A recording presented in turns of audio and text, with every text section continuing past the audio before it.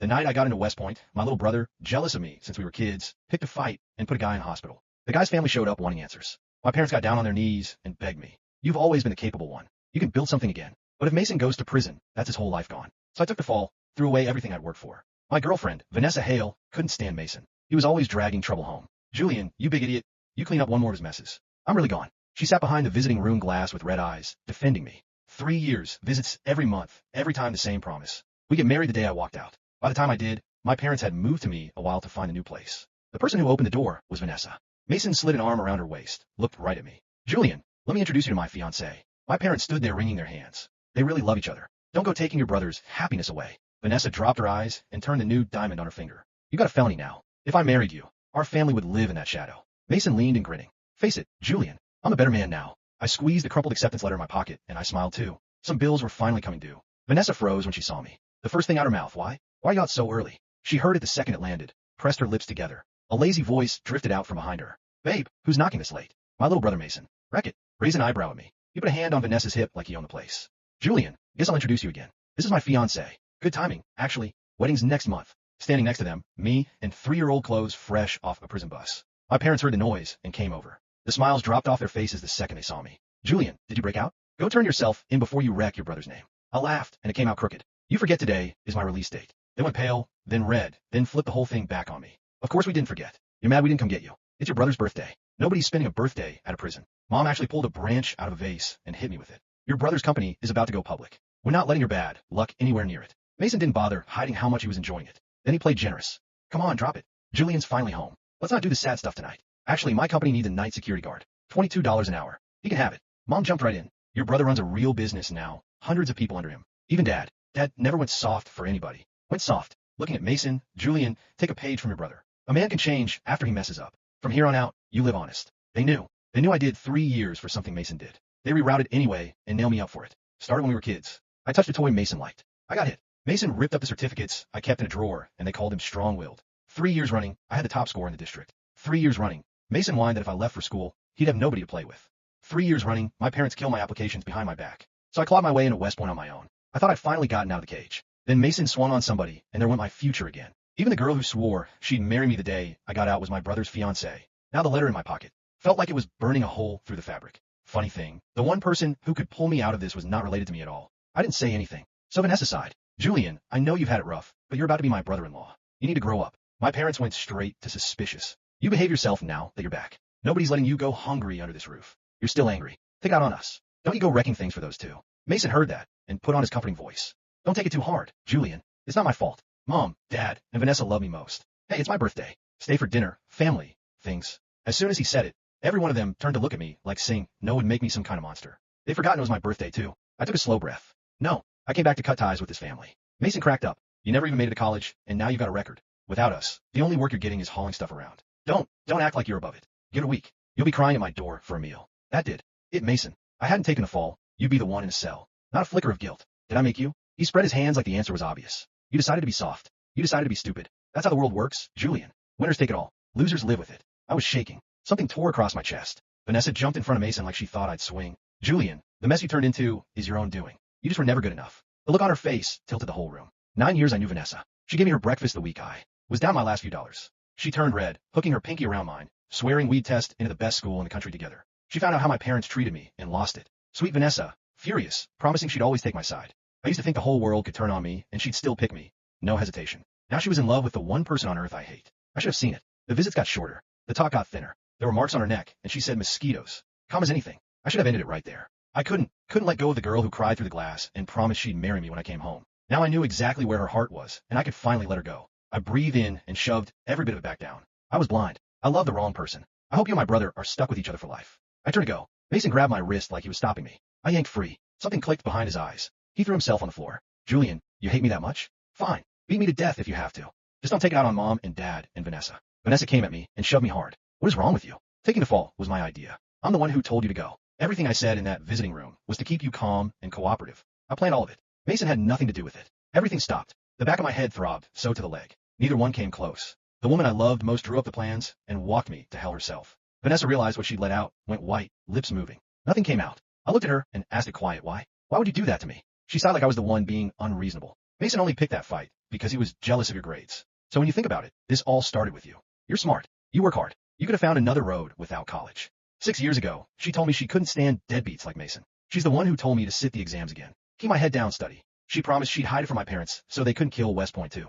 Mason stood outside my apartment screaming through a bullhorn. She filed a nuisance complaint and got him hauled off. Threw paint on my door. She walked me to the station, pulled the footage, pushed to press charges. She was the only one on my side, the only light I had in those years. Every time she complained about the stuff Mason pulled, there was more embarrassment in her face than disgust. The signs were there the whole time. Ice water hit me and dragged me out of it. Mom standing over me. Empty basin. Disgust all over her face. Who said you could bully your brother? You're not welcome here. Get as far from his family as you can. Dad grabbed a broom and brought it down across me. Ungrateful son. All you've ever done is torture your brother. I wish you'd never been born. I caught the broom head and threw it across the room. I wish you'd never been my father. Dad choked on air. I got myself against the wall, pushed the pain down, and straightened my back. I looked at all four of them. For faces I knew by heart, for strangers. From right now, Julian, Reckitt, have no family in this house. I didn't wait around to see how they took it. I limped to an urgent care down the road. The treatment ate most of what I'd earned inside.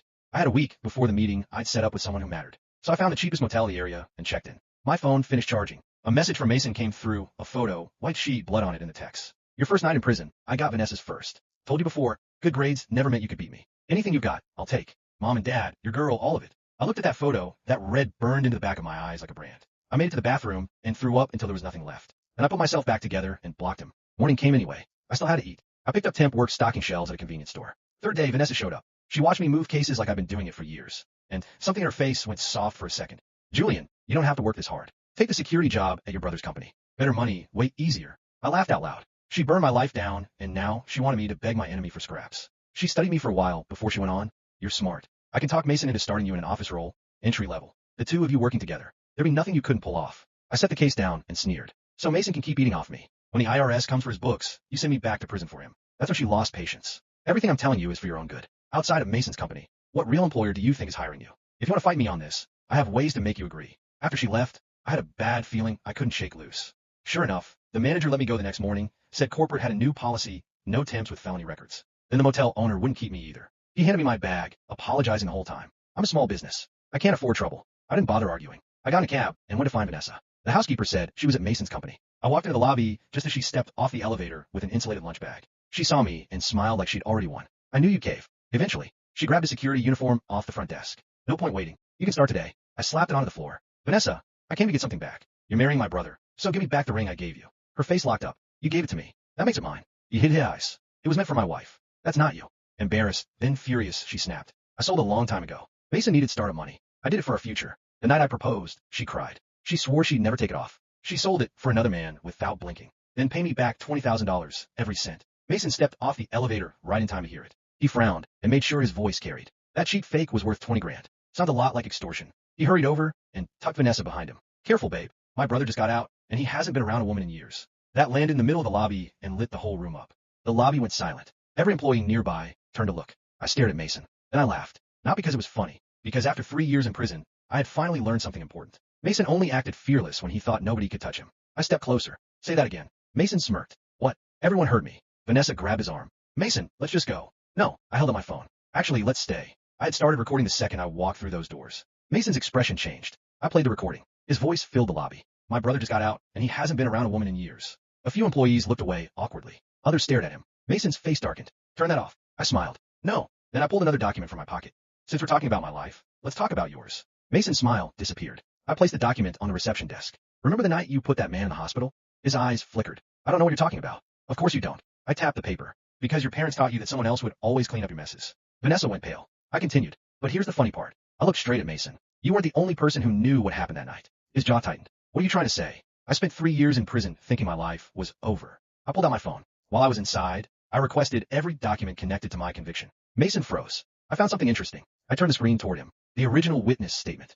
His face drained of color. You told police you were defending yourself. He swallowed. You told me the other guy attacked first. I smiled. But the hospital security footage says otherwise. Vanessa stepped forward. Julian, I raised a hand. Don't. For the first time, she actually stopped talking. I looked at her. You wanted me to believe I was the problem. I looked at Mason. You wanted me to believe you were the winner. Then I placed another document beside the first. But neither of you knew what happened after I got sentenced. Mason stared at the papers. What did you do? I leaned closer. I appealed. His eyes widened. 3 years ago, I didn't have the money. I smiled. Now I do. Mason laughed nervously. You're broke. Not for long. His smile disappeared. I pulled out the crumpled West Point acceptance letter. I was supposed to start there 3 years ago. I folded it carefully. I lost 3 years because of you. Then I looked him dead in the eyes. So, I'm gonna take back everything you stole. Vanessa whispered, Julian, please. I turned toward the elevator. Don't worry. I pressed the button. I won't take your fiancé. The doors opened. I stepped inside. I'll let the law decide what belongs to him. The elevator doors closed. And for the first time in 3 years, I smiled. Because tomorrow morning, the first thing I was going to do was walk into the courthouse and reopen my case. The next morning, I walked into the courthouse with 3 things in my hand. My prison release papers, the original police report, and the security footage that Mason had prayed nobody would ever find. I didn't go alone. The woman waiting for me outside the courtroom was the reason I had survived my first night out of prison. Julian, I stopped. She held out her hand. I'm Evelyn Carter. I'm the attorney your old West Point instructor recommended. I stared at her. My instructor? He heard what happened. She gave me a thin smile. He also heard that you were one of the best cadets he'd ever trained. My throat tightened. For 3 years, I had convinced myself that everyone had forgotten me. Apparently, one person hadn't. Evelyn opened her folder. I've reviewed your case. And she looked me directly in the eyes. You were railroaded. I almost laughed. Can you prove it? She closed the folder. That's why I'm here. Across town, Mason was having the best morning of his life. His company had finally announced its IPO. Investors were calling. Reporters were waiting. His name was everywhere. Vanessa stood beside him in a designer dress, smiling for cameras. Then Mason's phone rang. He answered impatiently. What? His smile vanished. What do you mean the police are asking questions? Vanessa immediately noticed. What happened? Mason hung up. They found something. What? He stared at her. The footage. Her face went white. What footage? The hospital footage. Vanessa's fingers tightened around her purse. But that's impossible. Mason stared at her. You said you handled it. I thought I did. Their argument was interrupted by a reporter. Mr. Hale, is it true your brother is filing to overturn his conviction? Mason froze. Another reporter shouted. Did your brother actually take the fall for you? Suddenly, every camera turned toward him. Mason's face twisted. That's a lie. But nobody was listening anymore. By noon, the story was everywhere. Local businessman accused of letting brother take blame for assault. Mason's stock offering was postponed. His investors panicked. Then the second headline appeared. New evidence could overturn 3-year prison sentence. My parents called me 17 times. I ignored every call. Then Vanessa called. I answered. Silence. Finally, she whispered. Julian, what? I didn't mean for this to happen. I laughed quietly. You planned 3 years of my life. I was trying to protect Mason. You destroyed me to protect him. I love him. That sentence didn't hurt anymore. Not even a little. Then marry him. She started crying. Please don't do this. I'm not doing anything, Vanessa. I looked at the courthouse across the street. I'm finally letting the truth do it. I hung up. 2 weeks later, the judge overturned my conviction. The courtroom erupted. The prosecutor announced that my original case had been based on false testimony and withheld evidence. Mason was arrested before he could leave the courthouse. My parents stood outside crying. Mom reached for me. Julian, we're still your parents. I stepped back. No. Dad's face crumpled. We made mistakes. I looked at both of them. You made a choice. I turned away. You chose Mason. Then I walked past them. Behind me, Mason shouted my name. For once, nobody answered him. And when I stepped outside, Evelyn handed me an envelope. What is this? She smiled. Your West Point application. I stared at it. The acceptance is still valid? No. She paused. But your instructor helped arrange something better. I opened the envelope. Inside was a new letter. A military academy had offered me a place. Not as the boy I had been 3 years ago. As the man I'd become. I looked at the words. Then I smiled. 3 years ago, Mason stole my future. This time, I was taking it back. The next morning, I packed one suitcase. My parents stood in the doorway watching me. Mom looked exhausted. Julian, you don't have to leave tonight. I do. Dad swallowed. Where will you go? I zipped the suitcase. Somewhere you can't reach me. Mom started crying. We're still your family. I looked at her for a long moment. You stopped being my family when you watched me go to prison for something I didn't do. She flinched. Then Dad whispered. Mason is going to prison. I know. He's your brother. I picked up my suitcase. And I'm finally done paying his bills. I walked out. I didn't look back. Mason's company collapsed within days. The IPO was canceled. Investors pulled out. Then, the financial investigation started. Turns out Mason hadn't just lied about the assault. He'd been using company money to cover personal expenses. Luxury cars. Private trips. Vanessa's apartment. Even the money he'd used to start the company came from an account my parents had quietly emptied while I was in prison. My parents lost everything trying to save him. And Vanessa? She didn't get the glamorous wedding she'd been promised. She got a courthouse summons. Because investigators found emails proving she'd helped pressure witnesses after my arrest. She had spent 3 years telling me she loved me. But love wasn't what she'd given me. It was manipulation. And now the evidence was speaking louder than any of us could. 6 months later, I stood on the academy grounds wearing a uniform. The first time I put it on, I almost laughed. 3 years ago, I thought Mason had destroyed my chance forever. He hadn't. He'd only delayed it. My instructor walked up beside me. You ready? I straightened. Yes, sir. He smiled. Good. My phone buzzed. A message from Evelyn. Your brother's sentencing hearing is tomorrow. You don't have to attend. I stared at the screen, then deleted the message. I didn't need to watch Mason fall. I'd already won. But the next morning, another message arrived. This one from an unknown number. Julian, please. I need to tell you the truth. I almost ignored it. Then another message appeared. It wasn't Mason who started the fight. I stopped walking. My fingers tightened around the phone. A third message arrived. It was Vanessa. I stared at the screen. For 3 years, I believe Vanessa betrayed me to protect Mason. But what if that wasn't the whole story? I opened the message. There was an attachment. A photograph. It showed Vanessa standing outside the hospital 3 years earlier. Beside her was the family of the man Mason attacked. And in her hand was a check for $100,000. Underneath the photograph was one sentence. Ask Vanessa who really paid them to keep quiet.